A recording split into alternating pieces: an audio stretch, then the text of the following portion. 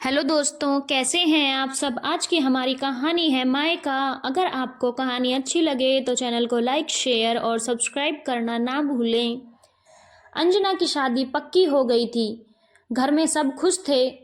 दो भाई में अंजना सबसे बड़ी थी, पर जब से अंजना की शादी पक्की हुई थी वह उदास रहने लगी थी। तो उनकी माँ मालती जी ने पूछा, क्या हुआ अंजना, तुम खुश नहीं हो क्या? लड़का तो तुम्हें पसंद है और ससुराल भी अच्छा है, फिर क्या बात है? माँ, मेरी शादी के बाद ये घर आंगन मेरे लिए पराया हो जाएगा।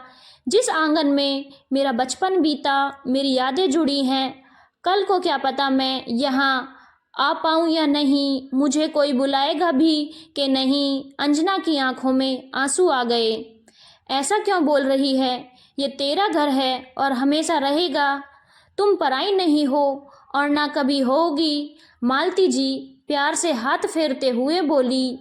पर माँ, कल को भाई की शादी हो गई और भाभी मुझे नहीं बुलाना चाहे तो जैसे बुआ मन मार कर रह जाती है, दादी का दिल रखने के लिए बेचारी एक दिन के लिए आती है, वो एक दिन भी आप उनसे अच्छे से बात नहीं करती और देते समय भी कितना सुनाती हो पापा को।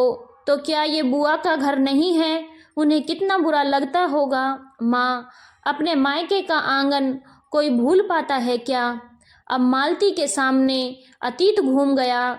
ये सब उसने सोचा ही नहीं था। उसकी ननद रेणु के भी दो भाई हैं। छोटा भाई विदेश में बस गया, 3-4 साल में एक बार आता है, पर वो सब पर काफ़ी खर्चा करता है तो मालती को उनका आना अखरता नहीं, पर रेणु का आना उसे जरा भी नहीं सुहाता। मालती के ससुर मालती की शादी के बाद चल बसे थे, फिर रेणु की शादी दोनों भाइयों ने मिलकर करी। अब लेने देने की जिम्मेदारी मालती पर ही थी। शुरू शुरू में रेणु जल्दी जल्दी आती, उसके आने से माँ का मन भी हल्का हो जाता। फिर मालती को लगा कि ननद जल्दी जल्दी आती है तो उस पर खर्चा भी होता है, उस ऊपर से माँ जी की भी जिम्मेदारी। मालती अब रेणु से चिढ़ने लगी थी।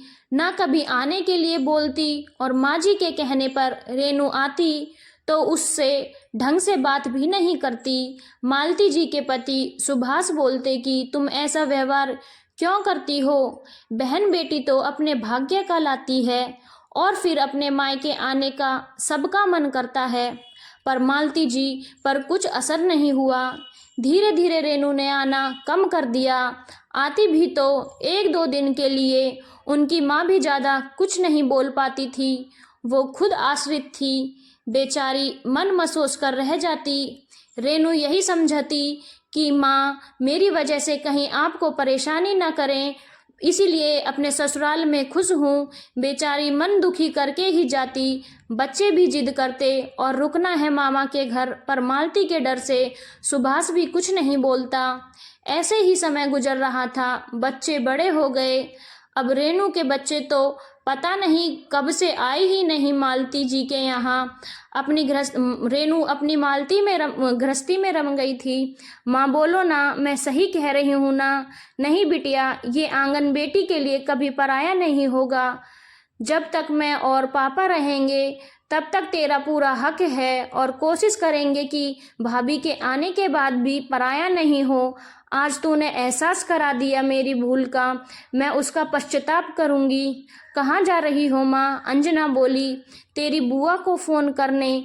सारे नेग तो बुआ करेंगी और घर की शादी है तो जल्दी ही आना पड़ेगा।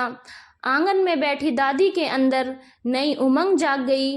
अब बिटिया पराई नहीं होंगी। अंजना भी खुश होकर दादी के गले लग गई। अब उसकी उदासी दूर हो गई थी। धन्यवाद दोस्तों। अगर आपको कहानी अच्छी लगी हो तो चैनल को लाइक, शेयर और सब्सक्राइब करना ना भूलें।